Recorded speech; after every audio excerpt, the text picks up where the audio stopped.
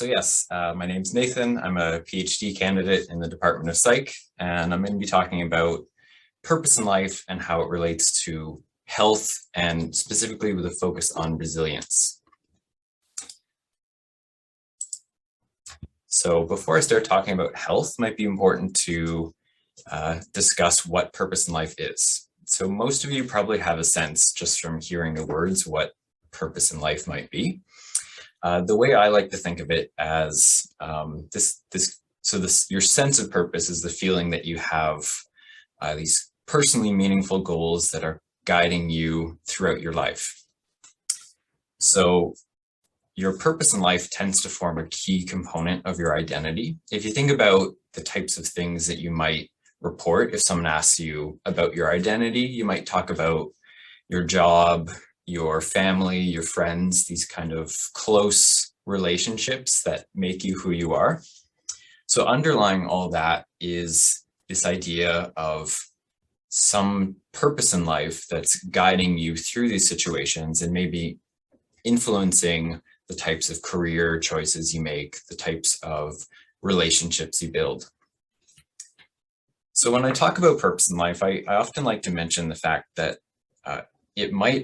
it's often better to have a purpose that's not easily obtained. So what I mean by this is that something like wanting to help others is a very broad purpose in life. If that's something that you identify with, that's something that could manifest in terms of choosing a career in healthcare or social work. But let's say if you end up retiring, it can also manifest itself in terms of helping to raise a family, grandchildren, volunteering in the community. So this is something that can kind of be adapted to various situations throughout the lifespan. Whereas something that's very specific, like wanting to retire or wanting to get a promotion at your job, once that's completed, you may be left feeling adrift afterwards.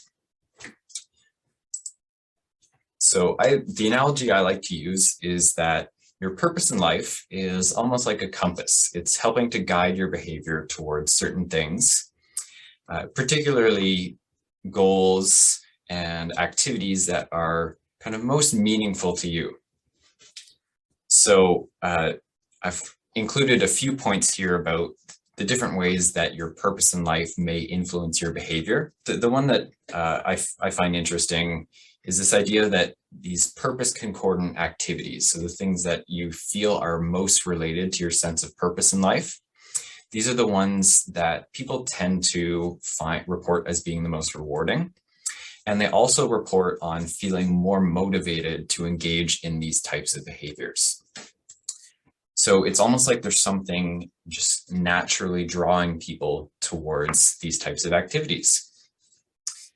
There's also been some interesting work showing that people who feel like much of their life is, they spend much of their life engaged in activities or goals that aren't really concordant with their purpose, they seem to be very dissatisfied. So there's definitely something that's this aspect of purpose in life that's pushing people towards certain behaviors and making them feel less rewarded or dissatisfied when they're working away from that purpose.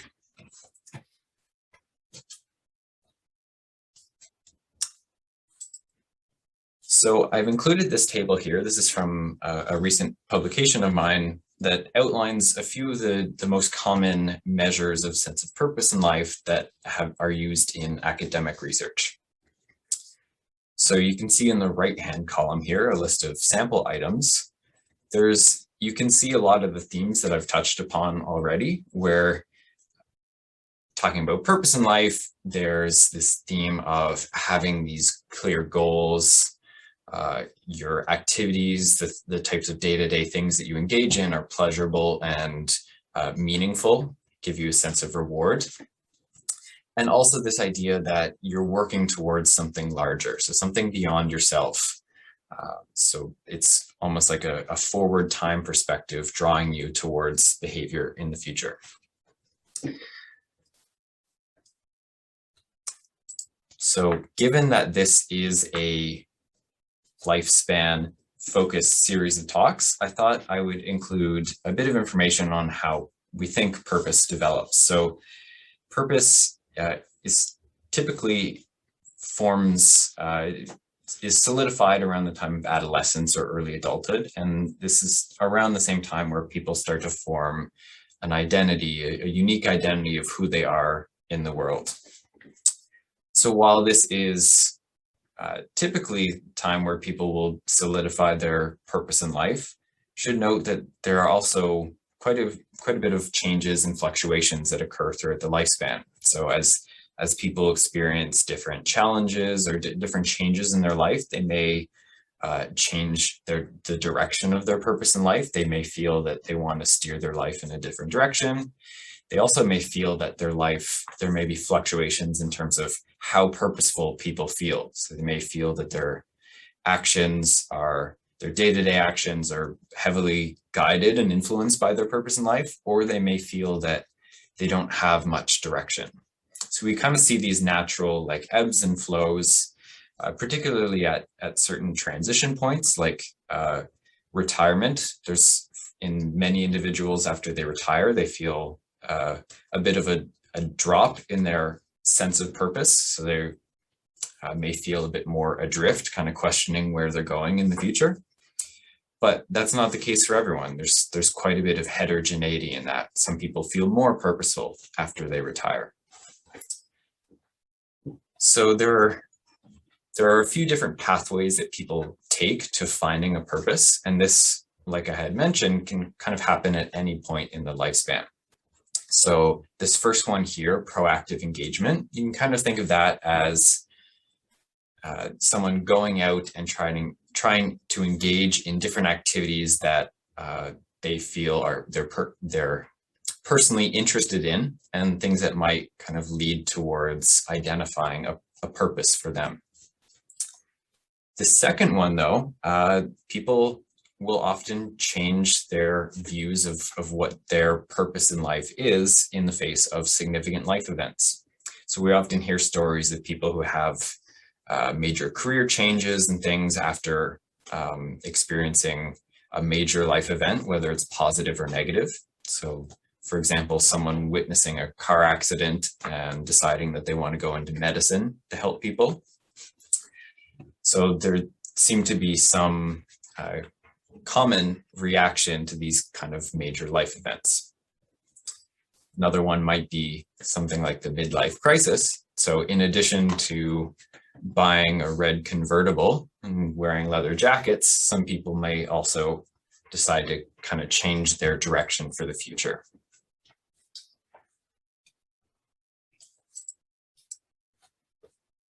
So to this point, we've talked a little bit about purpose in life and how that relates to the types of behaviors that people engage in. And we can kind of see a bit of a knock-on effect where a lot of the behaviors that people may be steered towards, because physical and mental health is so important for a lot of these goals that people tend to have for their future. Most people want to do well and thrive in their environment.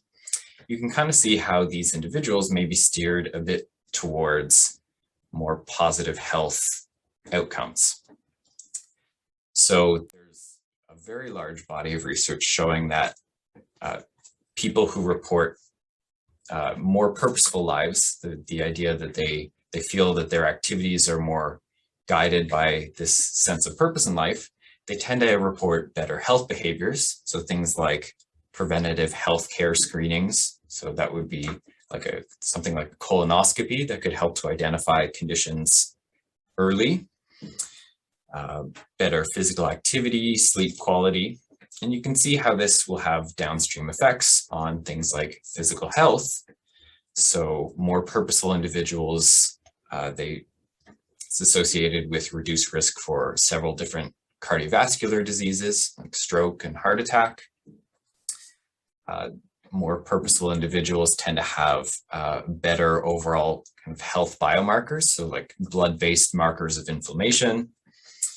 And they also tend to perform a lot better on cognitive tasks across the lifespan.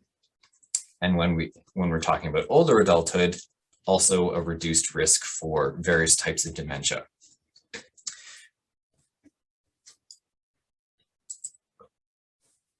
So why might this be? Well, I wanted to focus this talk on the idea of resilience. So if you had attended some of the talks yesterday, you may have seen this SOC model brought up, the selective optimization with compensation model. So this is a theory in gerontology and aging research that we're kind of constantly faced with these challenges as we grow older and transition across the lifespan. There's going to be different challenges and different changes that we have to kind of cope with or adapt to. So being able to adapt to these is a critical component of aging well and living a healthy, both physically and psychologically, well into older adulthood. So I've highlighted a few studies here that I think really kind of capture some of the potential benefits of purpose in life in promoting resilience. So this first study here looked at older veterans, so people who had experienced, in most of them, it was war-related trauma in the past. And they found that among these individuals, the participants who reported feeling more purposeful in their life, they were less likely to later develop conditions like PTSD. They had fewer anxiety and depressive symptoms, and this lasted for a considerably long period of time after their experience of trauma. And there's this second study here that I love including this in my talks because I find it so interesting. So these two researchers here, they collected a group of participants who were about to undergo a major surgery of some kind. So we're talking about things like hip replacement or organ replacement, something that would require a considerable amount of rehab time. So they measured their sense of purpose in life before undergoing this surgery, and then tracked them in the 6 months to a year follow-up period, and found that the people who reported feeling more purposeful ahead of time actually had better psychological recovery. So in terms of feeling like positive affect and better mood, less anxiety, but they also had better physical recovery from the surgery. So their wounds healed faster, and they were able to recover in terms of regaining mobility and functional independence faster than the people who had lower purpose in life. So we can see this intersection between psychological well-being and purpose in life and physical health and mental health. I also want to touch upon this idea of cognitive reserve. So you can kind of think of this as resilience to challenges to your cognitive health and cognitive functioning. So there have been throughout several of the talks that I've seen in the last 2 days, a lot of the speakers have talked about the different underlying pathology associated with Alzheimer's disease and different types of dementia. What I think is important to consider here is that while these are kind of our best estimate of what might be causing cognitive decline, it's not a perfect one-to-one relationship. So this study that I've highlighted at the bottom is interesting in that they took a bunch of cognitively healthy older adults, and when they eventually passed away through unrelated causes, they looked at their brain, they did an autopsy on their brain, and found that among these people who had very little signs of cognitive decline in their life, around a third of them had pretty significant Alzheimer's disease related pathology. So things like amyloid plaques and neurofibrillary tangles. So there seems to be something going on where if you looked at the brains of these individuals, you would probably diagnose them with dementia or Alzheimer's disease. But if you look at their behavior in terms of their performance on cognitive tests, they seem pretty unaffected. So there's compensatory mechanisms going on where the brain seems to be adapting to these challenges, these neural insults. That's where this idea of cognitive reserve comes in. So it's the brain's ability to adapt to some type of injury or challenge, where based on accumulation of several different lifestyle factors, major one is education, but there are others as well. Some people can tolerate a lot more neuropathology before cognitive symptoms emerge. So an example here in the figure on the left would be this patient 1. So they're able to tolerate a lot more pathology in terms of these diagonal dashed lines before they start to show cognitive symptoms or signs of cognitive decline. And this would be a reflection of their lifestyle and things like cognitive stimulation, mental engagement in work and leisure activities throughout their life. Importantly, and relevant for this talk, purpose in life also seems to be one of these factors that can contribute to cognitive reserve. So one study found that purpose in life moderated the association between a bunch of different neuropathologies that would otherwise cause dementia and cognition. What this means is that more purposeful individuals, they were less negatively impacted by these neuropathologies. So just to provide a bit of more practical, maybe easier to understand context to what that means, is this tends to translate in terms of spending a lot more time of your life without cognitive impairment. I think if we could ask for that, I think most of us would want to have more time without any type of cognitive impairment. So I'm not going to discuss the model too much. This is from a recent paper that's under review at the moment. Jamie covered this model in her talk earlier. It's a multi-state survival model. But basically, I want to draw your attention to the figures on the bottom. So these represent estimated life expectancy without any type of cognitive impairment. So cognitively healthy life expectancy. Nathan, sorry, this is your 2-minute warning. So you can see that here we have differences in terms of purpose in life and healthy life expectancy. So here, if we look at the figure on the right, for women, someone high in purpose would be expected, who's about age 80, would be expected to live around 8 years longer without cognitive impairment, which that's pretty good compared to someone lower in purpose who would be expected to live around 4 years longer without impairment.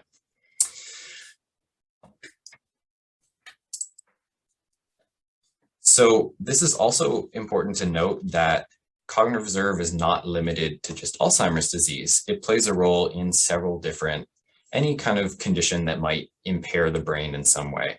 And one of the ones that I want to discuss briefly here is depression. So in many individuals experiencing depression, they tend to have these memory deficits or cognitive impairment that are more on the acute side, but can otherwise impair functioning. So a recent paper of mine looked at this question of, does purpose in life moderate this effect of depressive symptoms on cognitive performance? And if we look at the figure on the right here, you can see that word recall, it's a form of verbal memory, there's a general decline as cognitive symptoms or as depressive symptoms increase, but this is kind of buffered a bit by purpose in life. So the more purposeful you are, the less negatively impacted you would be by these increasing depressive symptoms. So the last thing I wanted to discuss, so if I've talked about why purpose might be beneficial. What happens if you don't have a purpose? Well, there's a lot of research that's showing that these very brief interventions can help to promote purposefulness just through things like self-reflection and connecting your experiences to your kind of broader values and goals. So I've included this little box. Nathan, sorry. Okay. I've included this little box at the bottom. This is kind of a summary of some of these interventions. this is something that you could do once a week to kind of reflect on how purpose relates to your daily life and your goals. So I will wrap things up there. Thank you, everyone. Thank you so much, Nathan, and glad to know that you were able to get back into your office for your presentation. So we just have a couple minutes left for questions before we head into the main room for our wrap up today. One question here in regards to cognitive reserve, is there any activities that we could do to increase our cognitive reserve? Yeah, so this is one of my major research focuses.